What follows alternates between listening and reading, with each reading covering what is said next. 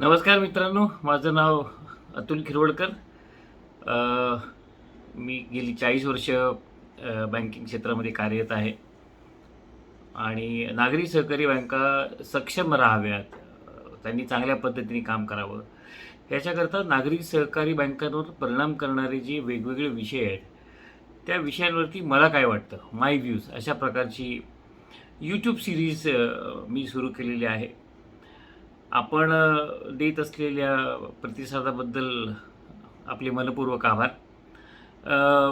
विषय बरेचसे कॉन्ट्रोव्हर्शियल असतात किंवा त्याला वेगवेगळ्या प्रकारचे इंटरप्रिटेशनल स्कोप असतो आणि असेच विषय निवडणं मला खूप आवश्यक वाटतं. ह्याचं कारण रिझर्व्ह बँक सध्या ज्या पद्धतीने कामकाज करते आणि विशेषतः बँकिंग रेग्युलेशन ॲक्टमध्ये जे काही रिझर्व्ह बँकेला विशेष अधिकार मिळाले आहेत किंवा सेक्शन 56मध्ये जे काही बदल झालेत त्यानुसार ऑलमोस्ट दर महिन्याला आपल्याला एका नवीन विषयाला तोंड द्यावं लागणार आहे. मी आजच्या विषयाला सुरुवात करण्यापूर्वी जे काय आता कानावर येते ते पण तुमच्याबरोबर शेअर करण्याचा माझा विषय असेल.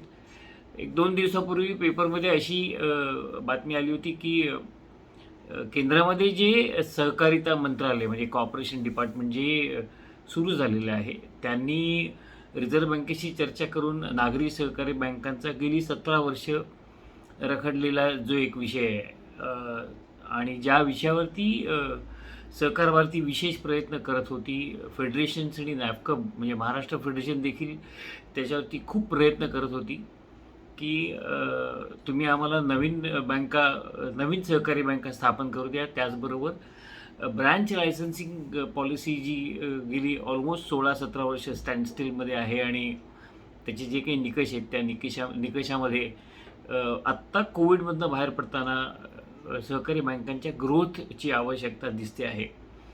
तर त्या बातमीनुसार कळते असं की कदाचित या विषयावरती रिझर्व्ह बँक ऑफ इंडिया पुनर्विचार करेल आणि नव्याने निकष जाहीर करेल ब्रँच लायसन्सिंग, ब्रँच ऑथरायझेशन किंवा बँक लायसन्सिंग संदर्भात. आजचा जो विषय मी तुमच्याशी बोलणार आहे त्या विषयाची सुरुवात खरं तर 2011 साली झाली.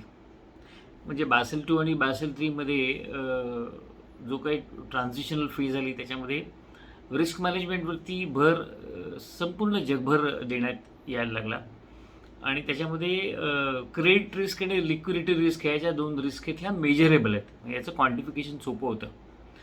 परंतु ऑपरेशनल रिस्क नावाचा जो कन्सेप्ट आहे त्या कन्सेप्टवरती त्याचे क्वांटिफिकेशनचं आहे किंवा त्याच्यावरती कराव्या लागणाऱ्या तरतुदींचं एक्झॅक्ट क्वांटिफिकेशन करणं अजूनही बँकांना जमलेलं नाही. अर्थात नागरी सहकारी बँकांना ते लागू नाही आहे. पण त्याचबरोबर आपल्या सर्व नागरी सहकारी बँकिंग क्षेत्राला हळूहळू बॅकडोअरच्या माध्यमातून रिझर्व्ह बँकेने रिस्क मॅनेजमेंट, रिस्क पॉलिसीज हे सगळे विषय सुरू केलेत आणि त्यातला एक नवीन जो विषय आपण सगळे चिंतन करतो किंवा विचार करतो की कसं करायचं तो म्हणजे रिस्क बेस्ड इंटरनल ऑडिट. अर्थात याच्यावरती एक स्वतंत्र व्हिडिओ मी करीनच. परंतु आत्ता ऑपरेशनल रिस्कचा एक छोटा भाग म्हणून रिझर्व्ह बँकेने आत्ता एक नवीन सर्क्युलर इश्यू केलं आणि ते सर्क्युलर जे इश्यू केलं ते प्रुडंट ऑपरेशनल मॅनेजमेंट या कन्सेप्ट खाली सुरू केलं. म्हणजे मॅन्डेटरी लीव्ह, बँकिंग स्टाफला मॅन्डेटरी लीव्ह देणं अशा प्रकारचं जे सर्क्युलर तुम्ही ऐकलं असेल, वाचलं असेल, तर त्या सर्क्युलरनी आपल्या एकंदरीत ऑपरेशन्समध्ये येणारे बदल हे वेगवेगळ्या पद्धतीने आपल्याला अभ्यासावे लागतील आणि अंमलात आणावे लागतील. हे जे सर्क्युलर आहे साधारणपणे 9 जुलैच्या सुमारास आलं आणि सर्क्युलरमध्ये असं म्हटलं की साधारणपणे 6 महिन्यामध्ये तुम्हाला यातील ज्या गाईडलाईन्स आहेत त्या अंमलात आणण्याशिवाय पर्याय नाही आहे. मित्रांनो लक्षात घ्या, 2011 साली ज्या वेळेला फ्रॉड्सच्या संदर्भात बरेचसे अभ्यासगट होते, त्यातल्या एका अभ्यासगटाने रिपोर्ट जो दिला त्या रिपोर्टवरती 2011 साली शेड्यूल्ड कमर्शियल बँकांना RRB सोडून आणि 2015 साली रिझर्व्ह बँकेने मॅन्डेटरी लीव्हच्या संदर्भात मार्गदर्शक तत्त्व दिली होती. ऑब्व्हियसली 2011 ते 2015 बँकांनी ते फारसं मनावर घेतलं नव्हतं. 2015ला रिझर्व्ह बँकेने ते पुन्हा नव्याने आणलं आणि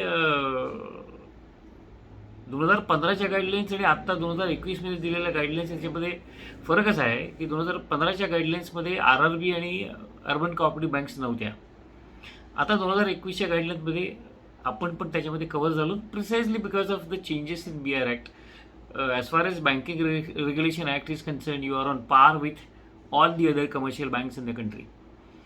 काय या सर्क्युलरमध्ये त्यांनी म्हटलेलं तुम्हाला माहिती असेल की गेली 10-15 वर्ष रिझर्व्ह बँक ऑफ इंडिया इन्स्पेक्शनमध्ये सातत्याने एक विषय विचारत असते. तो असा असतो की तुमच्याकडे स्टाफ रोटेशन पॉलिसी आहे का, किंवा असेल तर ती अंमलात कशी आणली जाते. त्यांची अपेक्षा अशी आहे की बँकेचा जो कर्मचारी वर्ग आहे, ज्या ठिकाणी एकच ब्रँच आहे किंवा 2च ब्रँच आहे बँकांच्या, तिथे हा फारसा मोठा प्रश्न येत नाही. पण ज्या ठिकाणी 8 किंवा 10 ब्रँचेस आहेत किंवा त्याच्या आधी वरती ब्रँचेस आहेत, त्यांना स्टाफ रोटेशन पॉलिसीबद्दल रिझर्व्ह बँक ऑफ इंडिया वेगवेगळ्या पद्धतीने प्रश्न विचारते ॲन्युअल इन्स्पेक्शनमध्ये. आणि तुम्ही पायंडा असं आहे की साधारणपणे एखादी व्यक्ती एखाद्या ठिकाणी 3 वर्षाच्या वरती कामकाज करता कामा नये.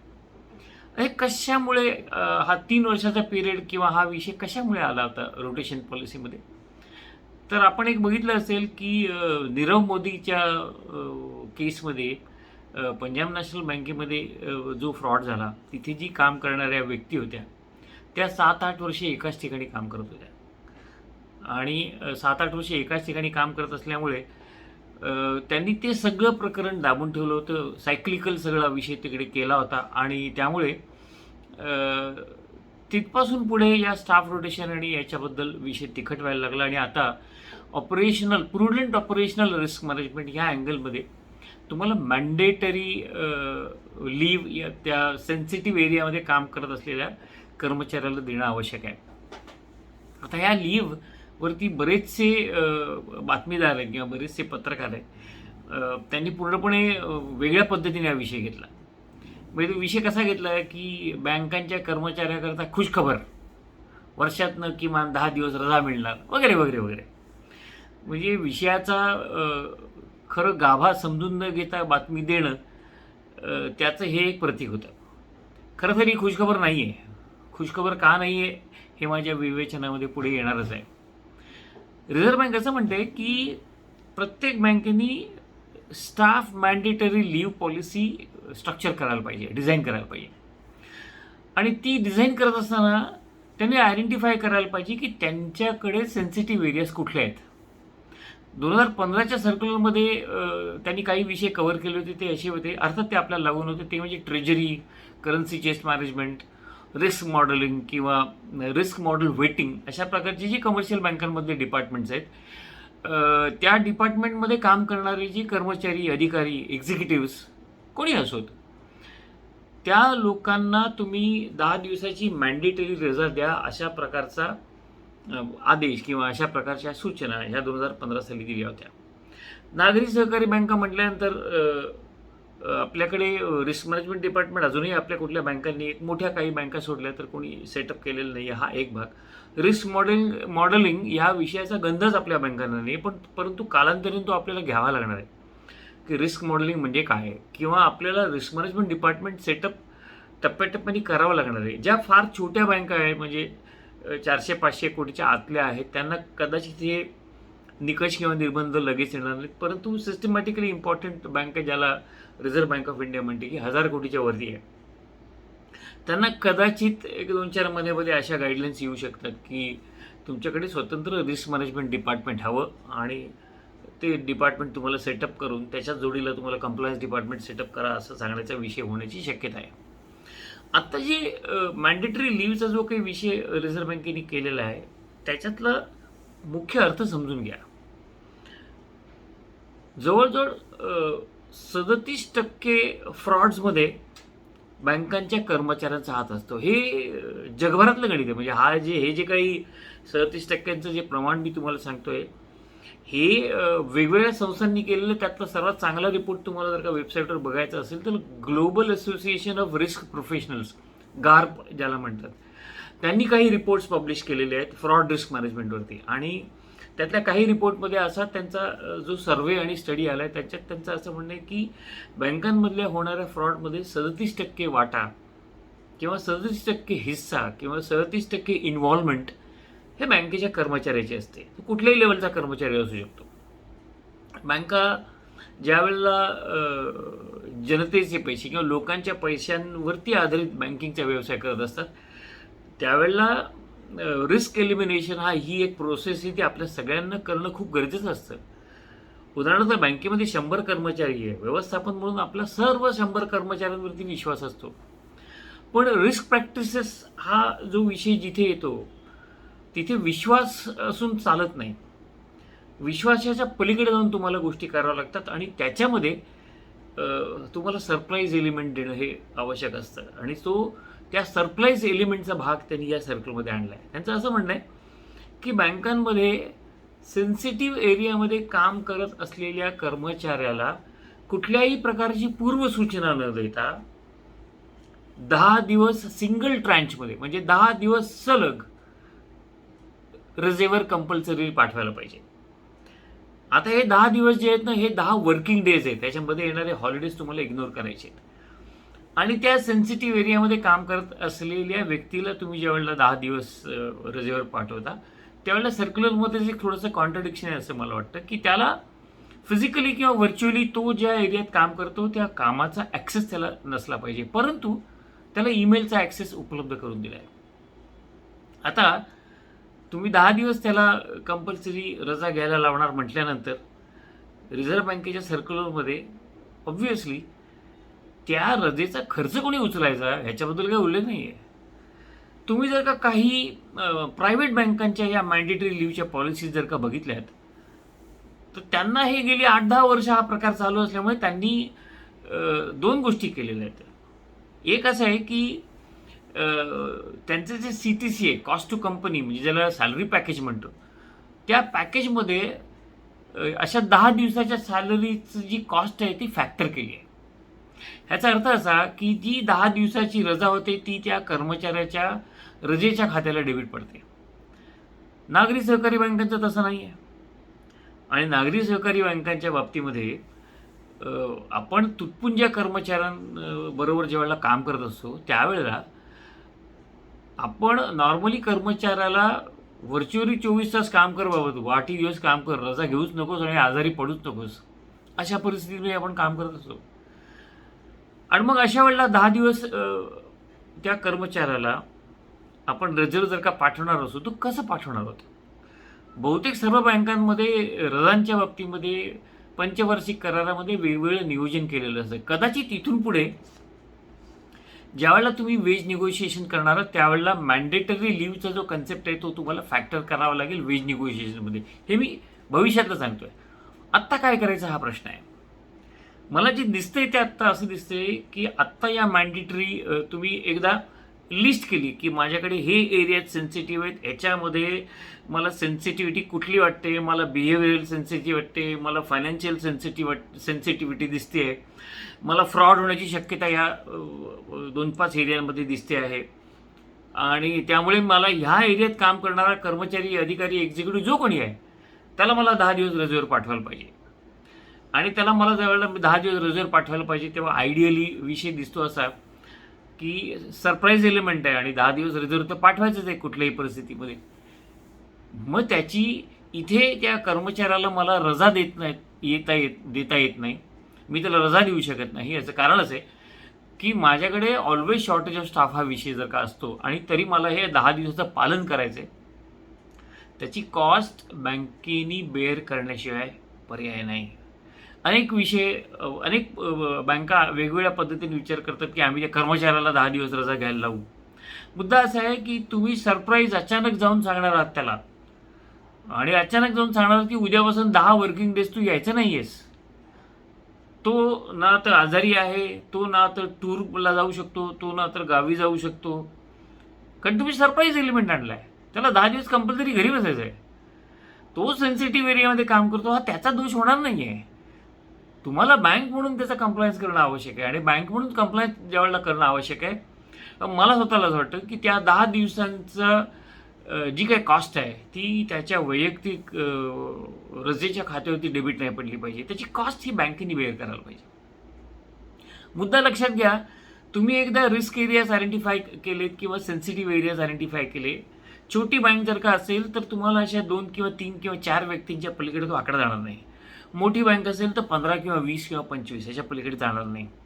प्रेफरेबली लार्ज, ज्या ठिकाणी तुमचं करन्सी चेस्ट आहे किंवा तुमची जी पूल ब्रँच आहे, तुम्हाला काही करन्सी चेस्टची परवानगी सहजासहजी मिळत नाही, पण तुमच्याकडे नॉर्मली एका गावामध्ये समजा 7 किंवा 8 ब्रँचेस असेल तर एक ब्रँच ही तुमची करन्सी चेस्टसारखी काम करते आणि सगळ्या ब्रँचेसना कॅश सप्लाय करते. तर तिथला जो तुमचा कॅशियर असेल किंवा हेड कॅशियर असेल तो या व्हर्च्युअल करन्सी चेस्टच्या व्याख्येमध्ये येईल. म्हणजे ॲक्च्युली टेक्निकली ती करन्सी चेस्टची व्याख्या नव्हे, परंतु माझ्या बँकेकरता तो कॅशचं सगळं काम करतो आहे, याचा अर्थ असा तो सेन्सिटिव्ह एरियामध्ये येतो.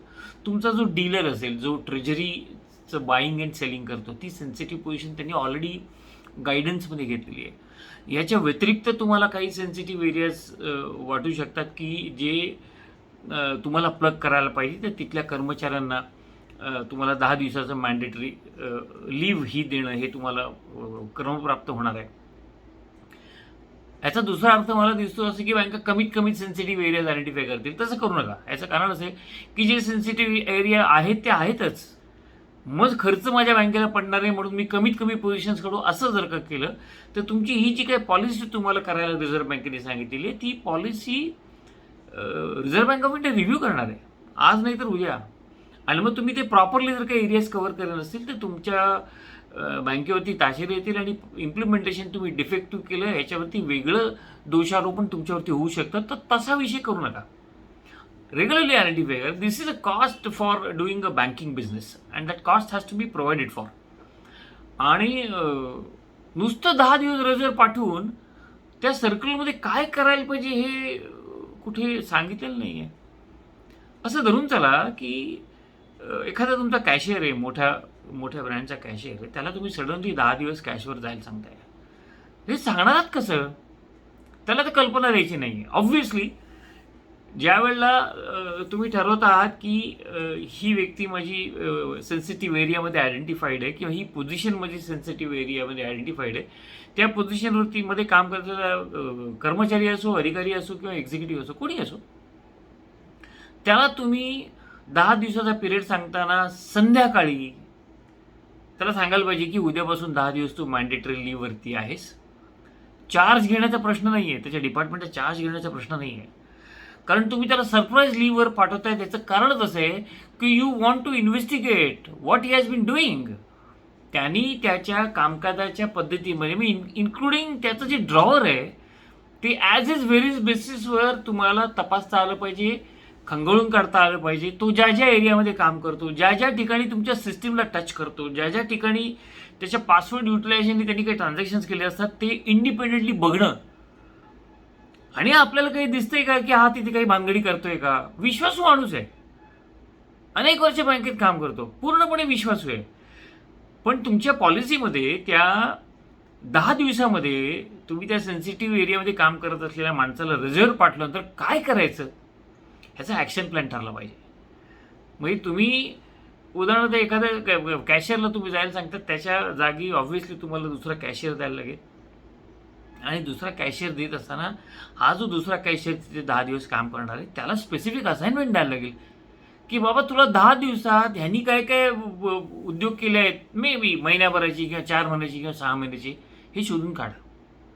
आयडिया काय आहे, ह्या सगळ्या विषयाची आयडिया काय आहे, ऑपरेशनल रिस्क तुम्हाला मिटिगेट करायची आहे. काय रिस्क आहे? Risk of fraud, risk of embezzlement, risk of putting bank to a different kind of loss. हे ज्या वेळेला तुम्हाला करायचं आहे त्यावेळेला नुसतं 10 दिवसाची मॅन्डेटरी रजा दिली की माझा विषय संपला असं होणार नाही आहे. त्याचं आउटपुट तुम्हाला मिळायला पाहिजे आणि व्हर्च्युअली त्या सेन्सिटिव्ह पोझिशनचं तुम्ही वॅक्सिनेशन केलेलं आहे, तिथे कुठल्याही प्रकारचा नवीन रोग, नवीन व्हायरस येणार नाही ह्याची तुम्ही काळजी घेतलेली आहे. हा विषय खरं तर तुम्हाला या मॅन्डेटरी लीव्हच्या निमित्ताने करणं मला आवश्यक वाटतं आहे. बरेचसे बँकिंग पंडित वेगवेगळ्या पद्धतीने याच्यावरती विचार करतायत. फार आपण त्याच्यावर विचार करण्याचं गरज नाही. याचं कारण सांगतो मी तुम्हाला की ही रजा कायद्याने तुम्हाला देता येते का? तुम्हाला असं कर्मचाऱ्याला कंपल्सरी रजेवर पाठवता येतं का? कंपल्सरी रिझर्व्ह पाठवणं म्हणजे शिक्षा नाही का? अनेक अनेक प्रश्न, इंटेलिजंट प्रश्न. मुद्दा लक्षात घ्या, ही जी मॅन्डेटरी लिव्हबद्दल ह्या ज्या काही गाईडलाईन्स दिल्या आहेत त्या रिझर्व्ह बँकेने त्यांना असलेल्या अधिकाराअंतर्गत दिल्या आहे. Point number 1. पॉईंट नंबर 2, तुम्हाला रिस्क मिटिगेट करायची आहे. हा काही गमतीचा खेळ नाही आहे. पत्रकारांना काही वाटू दे की खुशखबर बँकांकरता, बँकांच्या कर्मचाऱ्यांकरता. लक्षात घ्या, तुमच्याकडे 100 कर्मचारी काम करत असतील तर तुमच्याकडे मॅन्डेटरी लिव्हवरती जेमतेम 4 किंवा 5 माणसंच येणार आहेत, फार लोक येणार नाही. तर खुशखबर कशी होईल सगळ्या कर्मचाऱ्यांकरता? इनफॅक्ट क्लेश आहे त्याच्यामध्ये. क्लेश काय आहेत की माझ्या विश्वासू माणसावरती मी त्याला रिझर्व्ह बँकेने सांगितलं म्हणून सांगतो की तू 10 दिवस घरी बस, संपर्कातही राहू नकोस. आणि आयडियली जर का तुम्ही बघाल तर रिझर्व्ह बँकेने व्हर्च्युअल मेल म्हणजे जो जनरल पर्पज करता ईमेल आय डी, तो ईमेल आय डी वापरायला देण्याकरता परवानगी दिली आहे. माझं स्वतःचं वैयक्तिक मत असे की तुम्ही ते पण देऊ नका. तुम्ही त्या 10 दिवसामध्ये त्याला कंप्लीट आयसोलेशनमध्ये ठेवा, व्हर्च्युअल क्वारंटीन करा. का तो क्वारंटीनच होणार आहे. काय करणार आहे 10 दिवस? कुठेच जाऊ शकणार नाही, काय प्लॅन करू शकणार नाही. पण तुमचा कंप्लायन्स हा टापटीप आणि योग्य पद्धतीचा होईल असं तुम्ही ठरवा आणि कॉस्ट बेअर करण्याची तयारी करा. चांगल्या पद्धतीने अंमलात आणा. हे खरं तर खूप चांगलं सर्क्युलर आहे. आपण रोटेशनच्या बाबतीत बऱ्याच ठिकाणी हलगर्जीपणा करतो. माणूस चांगला आहे, दुसरा माणूस आला तर माझी ब्रँच बंद होईल, अशा सगळ्या वेगवेगळ्या संकल्पनेखाली आपण माणसांना बदलत नसतो. लक्षात घ्या, तिथे आपण रिस्क क्रिएट करत असतो. ही संधी आहे ती रिस्क एलिमिनेट करण्याची. मला असं वाटतं की या सर्क्युलरचं तुम्ही जर का चांगलं इम्प्लिमेंटेशन केलं तर रिझर्व्ह बँक पण समाधानी राहील आणि तुमच्या बँकेत पॉसिबली कर्मचाऱ्यांना तुम्ही एक सिग्नल देता. The management can decide to identified any one to proceed on mandatory leave, not necessarily the one which is written in the policy. म्हणजे पॉलिसीमध्ये म्हटले असं नाही. तुमच्या असं लक्षात आलं, उदाहरणार्थ बघा, हां, तुमचा एखादा मॅनेजर आहे आणि अचानक त्या मॅनेजरकडे त्या ब्रँचला ॲव्हरेज समजा महिन्यातनं 10 लोन होत असतील आणि अचानक त्या ब्रँचला 50 लोन व्हायला लागले आणि तुमच्या लक्षात आलं, तुमच्या इंटरनल कंट्रोलने रिझर्व्ह पाठवा मॅन्डेटरी 10 दिवस, कम्प्लिटली आयसोलेट करा, चेक व्हॉट इज डुईंग. मला असं वाटतं की ही बँकेच्या पूर्णपणे हिताची स्कीम आहे आणि नागरी सहकारी बँकांनी ही उचलून धरली पाहिजे for future frauds, preventing future frauds. तुम्हाला जर का माझा व्हिडिओ आवडला असेल तर लाईक करा, सबस्क्राईब करा. आपल्या सर्व नागरी सहकारी बँकेत काम करणाऱ्या सर्व अधिकारी कर्मचारी यांना शेअर करा आणि कॉमेंट्स करा. तुमचे काही प्रश्न असतील तर प्रश्न विचारा. धन्यवाद.